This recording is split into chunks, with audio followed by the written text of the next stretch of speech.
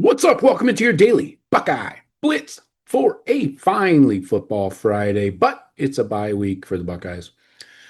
September 19th, 2025. This is your best bets episode for week 4. Last week I was 3-4, kind of took it in the sack. I probably should have checked to see how I was doing overall. So I was 6-3 going into week 3. So that makes me what? What's the math here? 9-7. Okay. We're gonna have to clean things up this week, so I'll do my best. Anyway, that's what she said. Let's see. I got these in order, starting with a nooner. It's really not a lot of good games at noon. I barely give a shit about Texas Tech at Utah, but these are two ranked teams. So, and Texas Tech is kind of re-emerging, I guess you could say, kind of buying their way back into the college football landscape. So the line I have is Utah minus 3.5. A total of 50.5 is the over under. Now, this is this could be a title game preview for the Big 12. Both teams are healthy, rosters completely rebuilt using the portal. You got Utah's Devin Dampier. No more of what's his face? Uh, Looked like the lead singer from Foo Fighters. Anyway, that guy's not around anymore at quarterback. Devin Dampier, the New Mexico transfer, he's revitalized this offense. And Utah at home in Salt Lake, it's tough to fade them. So I'm going to take them. I'm taking them to cover the 3.5. Utah over Texas Tech minus 3.5. The hook there does kind of suck, but hey, sometimes you have to suck it. Ooh, yeah, you know that. All right. This is weird. I hate doing these best bets where I don't have the Buckeye game at the end. Anyway, press on now. Let's see. You got number 21, Meat Chicken at Nebraska, 3:30 on CBS. The line right now I have is the Cheaters minus 1.5, an over under of 47.5. Now, Nebraska is unranked, but I think these guys are dangerous. Uh, Dylan Raiola, this is going to be his biggest test so far. He's looked good. One of the best in the country at completion percentage, I believe, or something like that. Now, Sharon Moore, he's still suspended. So our guy Biff, yeah, Biff is Michigan's head coach. Now, looking at the QB for the Cheaters, Bryce Underwood, he looked good. I wouldn't say elite in weeks 1 and 2. Now he has to do it on the road in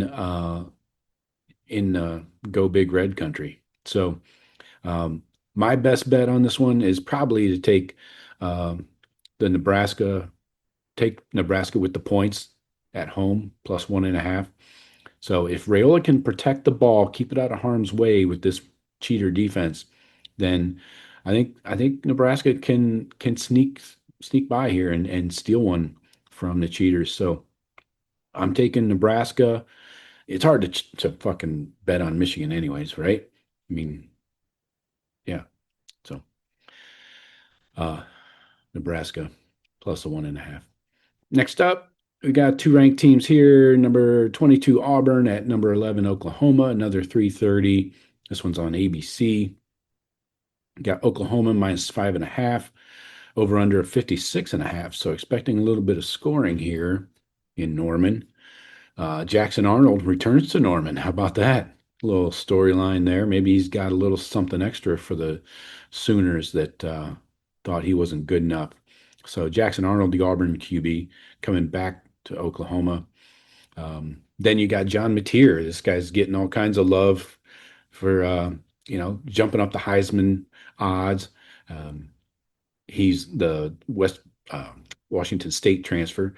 So he's looked good through the first 3 weeks. He can run it. He's a problem with his legs. So in this game, I think Auburn has real motivation. but OU has more weapons. I think they have a better defense. So I'm leaning Oklahoma minus 5.5. So take the Sooners. And that's, yeah, I mean, it's at home. So this is an SEC game. It's still weird to say that. Yes. Um, Next up, this one I barely care about, but I needed some bets this week. So Tulane at number 13, Ole Miss, another 3:30 game. This one's on ESPN, SEC ESPN, as it's known around my condo. The line is Ole Miss minus 12 and a half, over under 55 and a half. Now, Tulane is 3-0. They got wins over Duke and Northwestern. I'm not sure that's anything to write home about, but the quarterback spotlight, you got Ole Miss, Trinidad Shambliss. Sweet name, bro. Three TDs versus Arkansas. Looks comfortable. So my guy Trinidad and Tobago looks like he might be able to sling it around. And, Laney loves to whip it around the yard. But I'm going Tulane plus 12 and a half. Ole Miss gets the win, but Tulane's physicality is going to keep this to less than 2 scores. So take Tulane with the points. Next up, we get into the evening games here. 7 p.m. on ESPN. South Carolina at number 23, Missouri. Mizzou is minus 11 and a half favorite, over under a 50 and a half. The storyline here is Lenore Sellers, the South Carolina, the cock quarterback. He's in concussion protocol. I almost said percussion. That doesn't make sense. He's not a drummer in the band. So concussion protocol for Sellers. Then you got Bo Pribula with a not broken fibula, the Penn State transfer. He has the Missouri Tigers at 3-0. So that's legit, I guess, kinda, is it? So if Missouri covers, if Sellers is out, if Sellers plays, then I take the under 50.5. So again, yeah, if take Missouri with the points if Sellers is out. Next up, 7:30 on NBC. Number 9, Illinois at number 19, Indiana. Do you love it when people say Illinois and pronounce the S on the end? Yeah, it's funny. Anyway, Illinois is favored by 3.5, over under a 48.5. Now, the storyline here is this is a big prove it game for both teams. Both are 3-0. Illinois had a road win at Duke. So, yeah, maybe they're a playoff team. We'll see. Indiana, Coach Kurt Signetti, his rebuild is ahead of schedule. So, Google him. He just wins. The angle here, though, I'm taking Illinois minus 3.5. I know the hook is a little bit intimidating there, but I would go ahead and take it. Excuse me. Illinois is more tested, more physical, and I think that's gonna wear down the Indiana team on both sides of the ball. So take the Fighting Berts and his big ass head. Next up, Florida at number 4, Miami. Haven't said number 4, Miami in a long, long, long time. Did I say a long time? 7:30, ABC. Canes are favored by 9.5.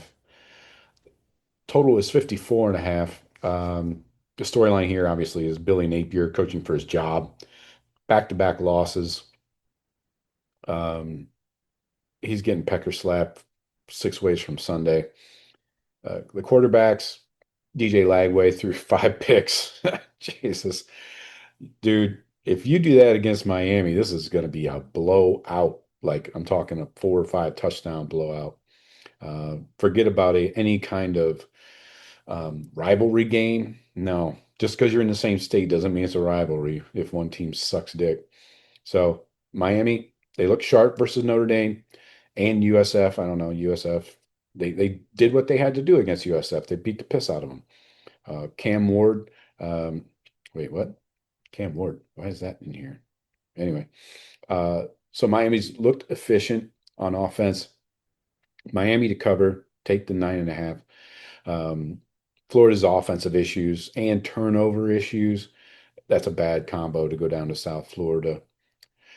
It's not in the OB. You coming down the OB talking that mess? No. But anyways, it is in Miami.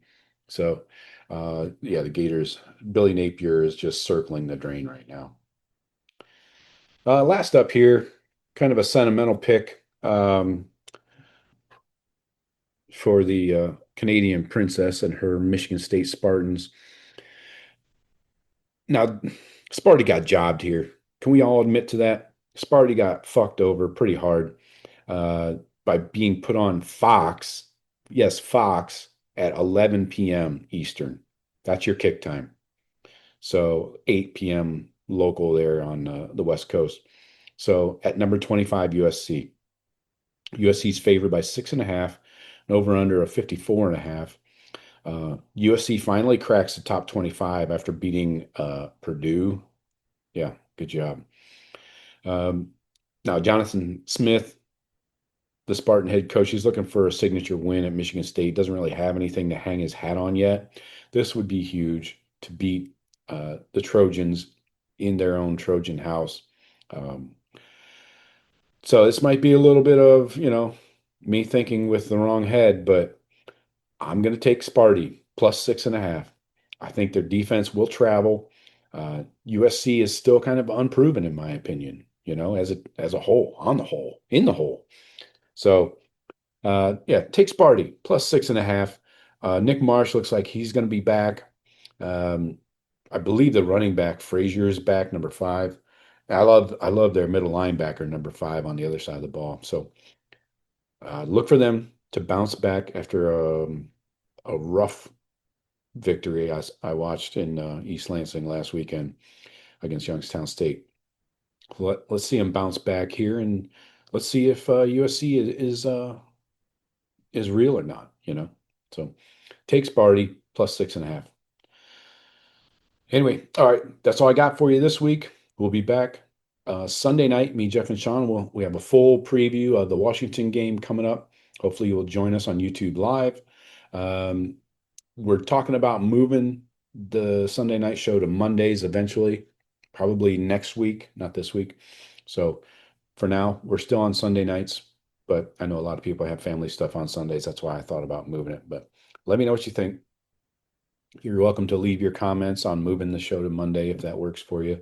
I don't watch the NFL, so every day is good for me. But anyway, um, that's all I got. Hit me up anytime. Joe at thebuckeyecast.com is my email address. And visit thebuckeyecast.com. Everything is on sale. Get in there, get some gear, get a long sleeve tee. It's starting to cool down up there, I know. It's still 90 degrees every day down here in Florida, but get a t-shirt. Tri-blend is nice and soft on your silky white skin. Anyways, I'll talk to you later. Go Bucks.